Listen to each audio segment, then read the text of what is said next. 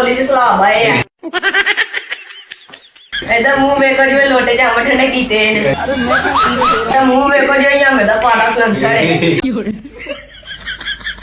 ਇਹਦਾ ਮੂੰਹ ਚੈੱਕ ਕਰ ਜਿਵੇਂ ਬੱਲੇ ਭਾਈ ਪੜਾ ਲੈ ਇਹਦਾ ਮੂੰਹ ਵੇਖੋ ਜਿਵੇਂ ਕੜਾਈ ਦੇ ਦੋ ਚਮਚੇ ਹੁੰਦੇ ਨੇ ਮੂੰਹ ਵੇਖੋ ਜਿਵੇਂ ਪਟਕ ਕਰਨਾ ਹੁੰਦਾ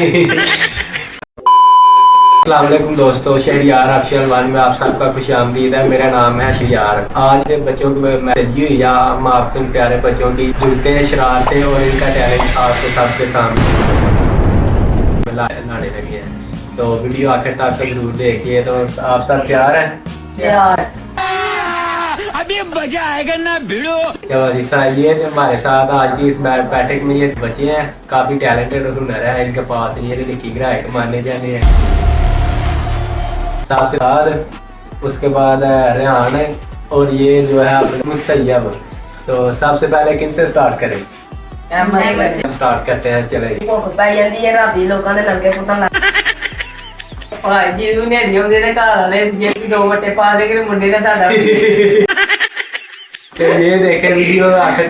तो ऐसे टैलेंट है लड़कों में, या टैलेंट को प्रमोट करना चाहिए और चैनल को सब्सक्राइब जरूर करें। ਤਾਂ ਜਾ ਕੇ ਆਂਦਾ ਪਿੱਛੇ ਲਾ ਟਿਕਟ ਆਪੇ ਦੇ ਹਰ ਚੈੱਕ ਕਰ ਜਿਵੇਂ ਲੱਕੜ ਦਾ ਬਾਲਾ ਹੁੰਦਾ ਅੱਗ ਵੇਖੋ ਜਿਵੇਂ ਛਾਲਾ ਮਾਰ ਬਾਗ ਜੇ ਇਹਦਾ ਮੂੰਹ ਚੈੱਕ ਕਰ ਜਿਵੇਂ ਗਰੀਬਾਂ ਦਾ ਸਪਾਈਡਰਮੈਨ ਹੁੰਦਾ ਇਹਦਾ ਮੂੰਹ ਵੇਖੋ ਜਿਵੇਂ ਅੰਬ ਦਾ ਪਾੜਾ ਸਲੰਸਰ ਹੈ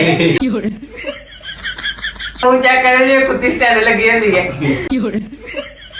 ਇਹਦਾ ਮੂੰਹ ਵੇਖੋ ਜਿਵੇਂ ਲੋਟੇ ਚ ਅੰਬ ਠੰਡੇ ਕੀਤੇ ਨੇ ਤੇ ਚੈੱਕ ਕਰ ਜਿਵੇਂ ਤੀਲਾ ਹੁੰਦਾ ਵੇਖੋ ਜਿਵੇਂ ਅੰਬ ਦਾ ਪਾੜਾ ਸਲੰਸਰ ਹੈ ਚੈੱਕ ਕਰ ਜਿਵੇਂ ਪੱਕ ਦੀਆਂ ਜੇ ਲੱਤਾਂ ਨਹੀਂ ਮੂੰਹ ਵੇਖੋ ਜਿਵੇਂ ਪਟਕ ਕਰਨਾ ਹੁੰਦਾ हाँ बच्चे का टैलेंट थोड़ा बट्टा है, अगली वीडियो तो सही रहेगा। ਵੇਖੋ ਜਿਵੇਂ ਕੋਲੀ ਚ ਸਲਾਬ ਆਏ ਆ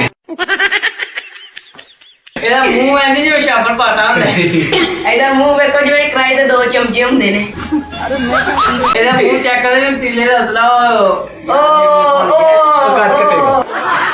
ਨੱਕ ਵੇਖੋ ਪਾਜਾ ਇਹਦਾ ਨੱਕ ਵੇਖੋ ਇਹਦਾ ਮੂੰਹ ਚੈੱਕ ਕਰ ਜਿਵੇਂ ਬੱਲੇ ਭਾਈ ਪੜਾ ਲੈ ਇਹਦਾ ਮੂੰਹ ਚੈੱਕ ਕਰ ਜਿਵੇਂ ਵਿਸ਼ਕਾਲ ਵਾਲਾ ਅੰਗੂਠਾ ਹੁੰਦਾ ਇਹਦੇ ਕੰਨ ਵੇਖੋ ਨੇ ਛਿਪੜ ਗਏ ਇਹਦੀ ਸ਼ੇਰ ਚੈੱਕ ਕਰੋ ਜਿਵੇਂ ਮੱਕੜੀ ਸ਼ਿਕਾਰ ਕਰ ਜਾਂਦੀ ਹੈ अरे कौन भौंक रहा है ये बदतमीज। ਇਹਦਾ ਮੱਥਾ ਵੇਖੋ ਜਿਵੇਂ ਕੱਦੂ ਗਲੇ ਆ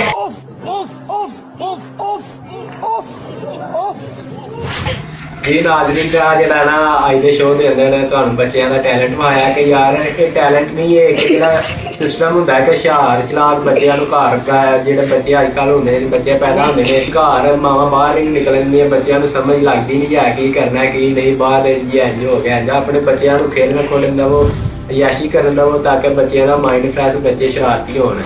ਇਹ ਸਿਰਫ ਇੱਕ ਇਸੇ ਆਸੇ ਬੈਠੇ ਬੱਚਿਆਂ ਨੂੰ ਆਜ਼ਾਦੀ ਦੇਣੀ ਚਾਹੀਦੀ ਹੈ, ਹਰ ਵੇਲੇ ਮੋਬਾਈਲ ਦੇ ਨਾਲ ਨਾ ਲੱਗੇ ਰਹਿਣ। ਉਹਨਾਂ ਨੂੰ ਬੱਚਾ ਹੁਸ਼ਿਆਰ ਚਲਾਕ ਹੋਣਾ ਚਾਹੀਦਾ ਹੈ।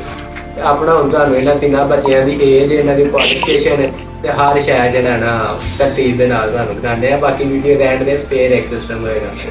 ਸਾਰੇ ਭਾਈ ਛੇੜੀ ਭਾਈ ਨੂੰ ਸਬਸਕ੍ਰਾइब करो। तो पहला अपना किस स्कूल में जाते हो? मैं एजुकेशन स्कूल दसवां कौन सी क्लास में? मैं 9 फ्यूचर प्लान क्या है आपका? बाहर जाना है। अभी एज कितनी है? मेरी एज 14 साल। ये देखिए अभी 14 साल उम्र है। आजकल तकरीबन 14 साल का जो बच्चे हैं उन्हें मोबाइल पबजी के अलावा कोई चीज़ समझ में नहीं आती है। तो आपका नाम? आपकी एज कितनी है? 14 साल। क्या करते हैं? बाहर होते हैं। बाहर क्या करते हैं? मुल्ला बोलो ना आप जल्दी भाग दीजिए। ये देखें इंटरव्यू के दौरान अभी मैंने इनसे बोला भी है कि खामोश रहना है, ये फिर उन्हें बात आ रही। ਮੈਂ ਜਦ ਕਮਰਾਂ ਜਾਣਾ ਤੇ ਕਮਰਾਂ ਦੇ ਵਿੱਚ ਨਾ ਪਾਉਂਦੇ ਹੁੰਦੇ ਨੇ। ਮੈਂ ਕੀ ਕਰਨ ਦੇ ਆ ਇਹਨਾਂ ਮੁਰਦਿਆਂ ਦੇ ਪੇਪਰ ਹੋਣੇ कौन सी क्लास स्कूल छोड़ा है? मैंने 7 आपका 7 क्लास। फ्यूचर का क्या मतलब वो इसके में नहीं भाग दी होती थी, टीचर कहती है स्कूल स्कूल से स्कूल छोड़ा है। मैंने ये से होती स्कूल से। सही हो गया। जी ये एक हमारा टीम मेंबर अभी रहता है, उससे हम पूछते हैं। तो अगर आपको वीडियो अच्छी लगी है तो एक प्यारा सा कमेंट, और आपके बच्चों की कितनी एज है वो भी कमेंट में जरूर बताएं। आपका 9 साल। सही है। तो कौन से स्कूल जाते हैं? हम स्मार्ट स्कूल। क्या है? आपको क्या लगता है कि बच्चों को घर में कैद करके रहना चाहिए, उन्हें थोड़ी सी याशी दे वो खेल ਪੀਰੀਅਡ ਰਨ ਕਰਨ ਬੱਚੇ लगना ज़्यादा याशी होनी चाहिए हर बच्चे की खूब होती है। एज की लिए 14 ਸਾਲ एज की लिए 14 ਸਾਲ फ्यूचर प्लान की हर बच्चे का यही है कि फ्यूचर प्लान बाहर जाना है। मैं कि नहीं इतनी स्टडी नहीं करना चाहती। ਆਸਤੀ ਕਰਾਂ सही हो करी ਤੁਹਾਨੂੰ ਐਂਡ ਬੱਚਿਆਂ ਦਾ ਕਰੀ ਫੇਰ ਰੋਜ਼ ਜਿਹੜਾ ਮੁਕਾਬਲਾ ਹੀ ਕਰਵਾਉਂਦੇ ਆ ਪੂਰਾ ਹਰ ਬੱਚੇ ਨੂੰ ਮਾਰਕਸ ਦੇ 10 ਦੇ ਵਿੱਚੋਂ ਅਹਿਮਦ ਨੂੰ 3 ਮਾਰਕਸ ਆਣੇ ਨੇ 10 ਦੀ ਧਿਆਨ ਨੂੰ ਤੇ ਮੁਸੈਯਦ ਨੂੰ